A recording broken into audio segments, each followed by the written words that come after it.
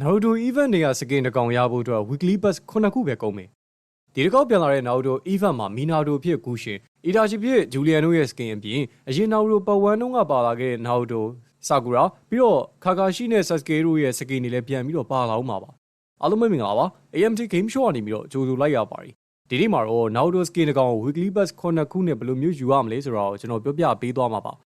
Naruto ပတ်ဝန်းတုန်းကလည်း skin တွေရဲ့ skin effect တွေကအလန်းစားဖြစ်ခဲ့တယ်လို့အခုဘတ်တူးမှာလည်းပဲ Itachi နဲ့ Minato တို့ရဲ့ skin effect တွေကလည်းအလန်းစားတွေပါ။ Itachi skin ဆိုလို့ရှိရင်လည်း enemy ထဲမှာသူသုံးတဲ့ဂျစုတွေအကုန်လုံးနှီးပါပါတာပါ။ Minato skin ဆိုလို့ရှိရင်လည်းပဲဂူရှင်ပလေယာမဟုတ်တဲ့သူတွေတောင်မှဝင်ဖောက်လောက်မဲ့အလားအလာမျိုးမှာတွားပြီးရှိနေတာပါ။အရင် Naruto ပတ်ဝန်းတုန်းက Vei ရဲ့ Gaara skin ကို free ပေးခဲ့တယ်လို့မျိုးပဲအခု Naruto ဘတ်တူးမှာလည်းပဲ Valia ရဲ့ Akatsuki skin ကို free ပေးသွားမှာပါတဲ့။ event ရက်ကတော့ March 28 ရက်နေ့မှာလာမှာဖြစ်ပြီးတော့ event ရက်ကစုစုပေါင်း45ရက်ကြာမှာပါ။ event ပုံစံတော့ Naruto ပတ်ဝန်းတုန်းကလိုပဲ1 draw ကို Diamond 50 10 draw ဆိုလို့ရှိရင်တော့ Diamond 900နဲ့လာမှာပါ။ daily discount နဲ့ဆိုလို့ရှိရင်1 draw ကို Diamond 25လုံးနဲ့ရမှာဖြစ်ပြီးတော့ first 10 draw မှာဆိုလို့ရှိရင် 10% discount နဲ့ Diamond 450ပဲကုန်ကြမှာပါ။ Naruto skin တကောင်ရဖို့ဆိုလို့ရှိရင်တော့ event shop ထဲမှာ craft 1200နဲ့လဲရပါလိမ့်မယ်။ Naruto skin တကောင်အတွက် craft 1200ရဖို့ဆိုလို့ရှိရင် draw 115ချိန်ကနေပြီးတော့120လောက်ထိကို draw လုပ်ရမှာဖြစ်ပါတယ်။ကျွန်တော်တို့အနေနဲ့ event ဆက်စလာခြင်းမှာ weekly pass တစ်ခုထည့်ပြ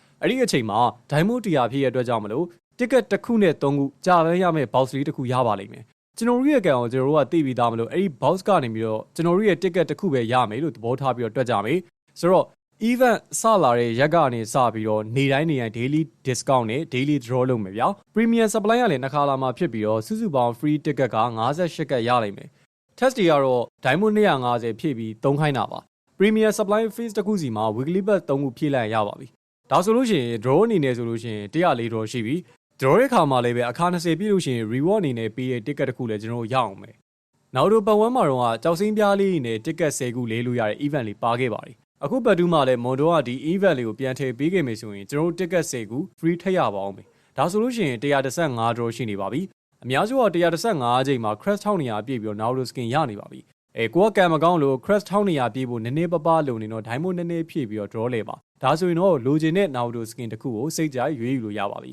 ။ weekly pass မဝယ်ပဲ Diamond ဖြည့်မယ်ဆိုတဲ့သူတွေတစ်ခုတည်ထားမှာတော့ Diamond 250ကွက်တိဖြည့်ရင် Diamond 250 recharge step မပြည့်ပါဘူး။ Diamond 343လုံးဖြည့်မှသာ recharge test ပြည့်မှာဖြစ်ပါတယ်။အခုဆိုလို့ရှိရင်တော့ Naruto skin တကောင်ကိုဈေးသက်သက်သာနဲ့ရဖို့အတွက်ဘယ်လိုတွေလုပ်ရမလဲဆိုတော့တည်သွားလောက်ကြပြီလို့ကျွန်တော်ထင်ပါတယ်။ ကဲဒီနေ့ဗီဒီယိုလေးကိုတော့ဒီလောက်နဲ့ပဲကျွန်တော်ဆုံးသက်လိုက်ပါတယ်။ Mobile Legends နဲ့ပတ်သက်တဲ့အကြောင်းအရာတွေကိုစဉ်ဆက်မပြတ်တင်ဆက်ပေးသွားမှာဖြစ်လို့နောက်လည်းပဲအားပေးကြပါအောင်ခင်ဗျာ။